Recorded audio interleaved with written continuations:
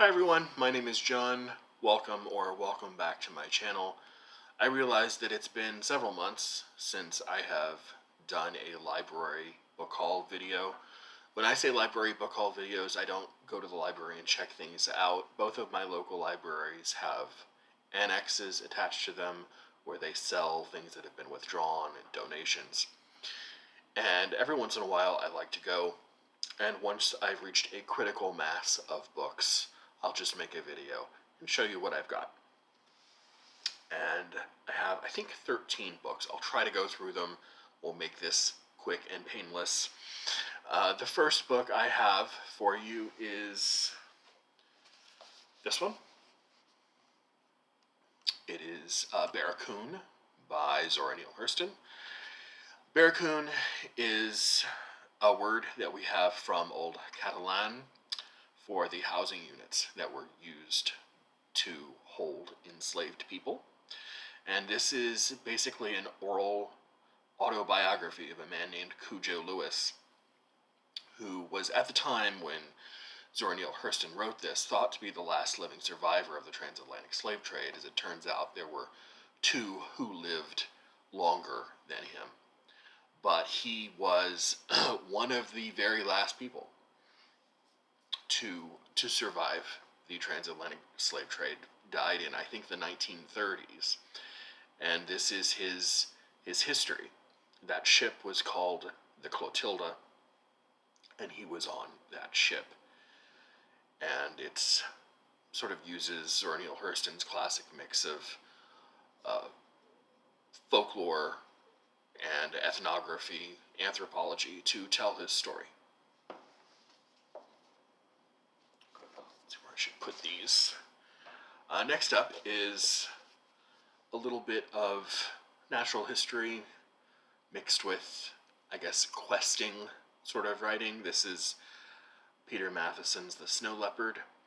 This was originally published exactly 50 years ago, well, 51 years ago now, 1973, and it tells his story of traveling to the Nepalese Himalayas with the acclaimed field biologist George Schaller, looking for the very elusive snow leopard. And it weaves together this search for the snow leopard in with Matheson's burgeoning interest in Zen Buddhism, and tells a story of, well, like I said, sort of questing, looking for something both inward and outward. I know him as the author of Shadow Country, and I don't think I have anything else by him, so I wanted this. And despite its reputation as kind of a classic, I don't think I have a copy of this.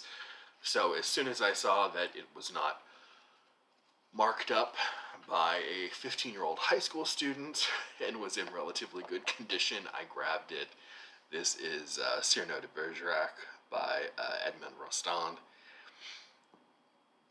I don't think it needs much of an introduction, but it's from the 1890s. It introduced the word panache into the English language and tells the story of this weird, sad, tragicomic poet named Cyrano and his obsessive, unrequited love for Roxanne. Ooh, we're making good time. I love that.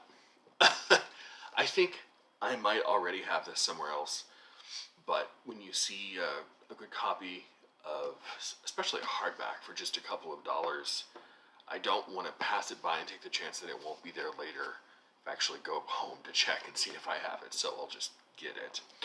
And this is volume 1 of Rick Atkinson's Revolutionary War Trilogy, the Revolutionary Trilogy. And this is The British Are Coming. And this tells the story from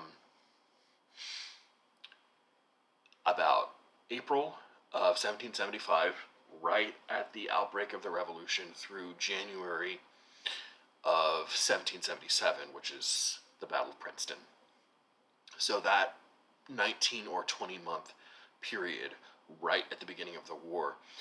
And as of now, I don't think Volume 2 is out, but hopefully it will be forthcoming relatively soon.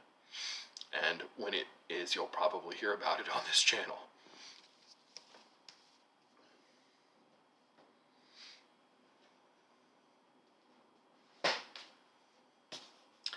This is a book I didn't even know existed, but I ran across it. This is The Greatest Knight.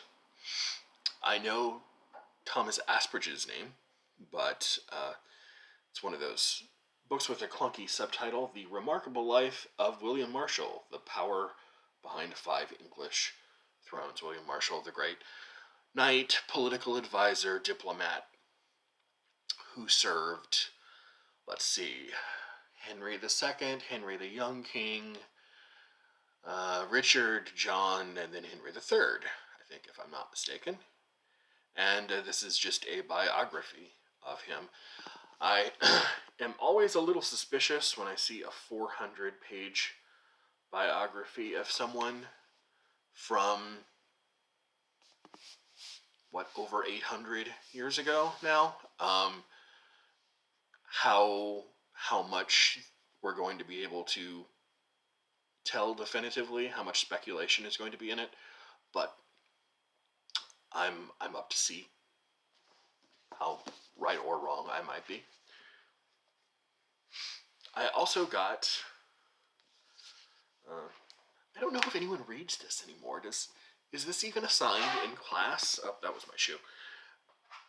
This is Babbit by St. Clair Lewis.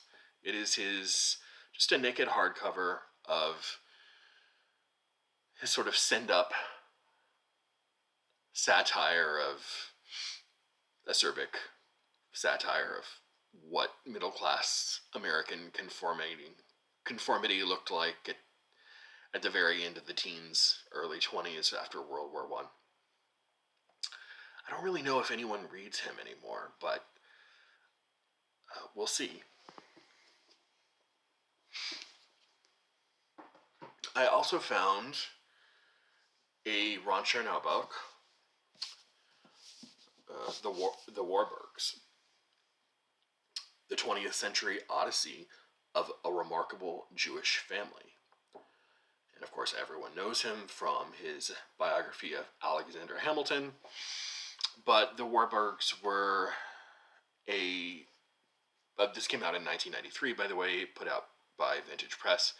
It tells the story of the Warburg family, which is really more like a dynasty. They were originally a financial family. It's how they made their money, but many of the members of the family ended up going on and doing other things, including making significant contributions to science, philanthropy, classical music, art history, and a lot of other areas.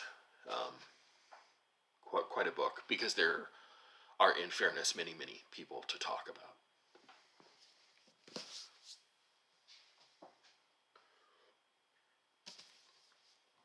For any World War II fans out there, this is another name you'll certainly know. This is Richard Overy. I think this is his latest book. It is from 2021, and it is from Viking Press. It is called Blood and Ruins, The Last Imperial War, 1931 to 1945. And this recasts, from what I understand, World War II as not just a clash between two sets of countries, the Allied powers versus the Axis powers, but sort of encourages the reader to look at that conflict as a culmination of expanding imperial ambition, which had been building up over the previous century. And it urges you to sort of take a wider global look at how World War II ended up happening and breaking out. rather than just, it started when, Germany invaded one of its neighbors, or the United States got involved when Pearl Harbor was attacked. But makes you look at a more global picture instead of just Europe and the United States. Then there is another book for Q1 sometime, one of these years, 2030, 2035, I don't know. But this is The Rise of Athens. I need more Greek history. I have a couple of more specific Greek history books, but this will do as kind of an SPQR, but instead of for ancient Rome, for ancient Greece. This is The Rise of Athens, the story of the world's greatest civilization. Rome would like to have a word, by the way. But anyway, this is by Anthony Everett, who is the author of a book I'm reading right now with two people in the Historathon Discord. I'm reading this same author's biography of Cicero, which is lovely. Very good book. So when I saw this, I knew I didn't have it and wanted to pick it up. And last on the chair here is something I guess people donate to libraries. These are not books I would be donating, but these would be keepers for me. This is the Library of America Mark Twain Mississippi Writings. This includes Huckleberry Finn. It includes Tom Sawyer, My Life on the Mississippi, and Pudd'nhead Wilson. So, all four of those, I guess if you want to call Life on the Mississippi, it's not a novel, more like an extended piece of travel writing maybe, but all four of those are in here. Three more. Back in 2015, this author won the Nobel Prize for Literature, and I have one other book by her. I didn't. It might be this one. I'll see when I go look. This is Svetlana Alexievich's Secondhand Time, The Last of the Soviets. And this is her sort of traditionally, if you're familiar with her writing style, it is largely based on interviews and discussions with people who lived through the events. Many of these people are still around, and I mean, it wasn't terribly long ago. And she builds her story from first-hand account. So they're very polyphonic in nature. Some move to the foreground, some move to the background. But that's what her work is really known for. And this is book 5, at least according to Goodreads, in what is called the Voices of Utopia series. And it talks about the last days of communism and what the people who were living through it thought might follow it once it did actually fall. I also found a wonderful, crisp, new copy of The Venerable Bede's Ecclesiastical History of the English People. Sometimes the library is a lovely, lovely place, and it was today. I went today, actually. And this is Bede's story of history of Britain from its old Roman days, back as long as his sources would let him go, up to basically what was contemporary for him. He wrote this in the years just before his death, and it goes up until the last chapters cover around the year 730, and he died in the early 730s. So, stories of kings, bishops, the development of religion, culture, all that stuff in Anglo-Saxon England. One of the best contemporary sources that we have for early medieval Britain. And last but not least, another book by Nathaniel Philbrick. I don't think I have. This is George Washington, Benedict Arnold, and the Fate of the American Revolution. This is called Valiant Ambition. I don't really know the take on this book, aside from the fact that it's going to be, about Washington and Benedict Arnold. It kind of looks like it's the history there, obviously, but also about how that history had an important part in our national civic understanding of what America is all about. We'll see if I ever get around to it, but different places say different things. But yeah, I always pick up different books when I see him writing something, because I never really hear anything bad about him. I know he's a popular author, so he's maybe dipping my toe in revolutionary history, which is not something I'm overly familiar with. So that's my last book. In under 17 minutes, I'll take it. At least it's not 30 minutes, right? I will see you later in the upcoming days. Look for Princeton University Press books, University of Chicago Press books, and hopefully, if I get my together, book reviews. Until then, I'll see you later.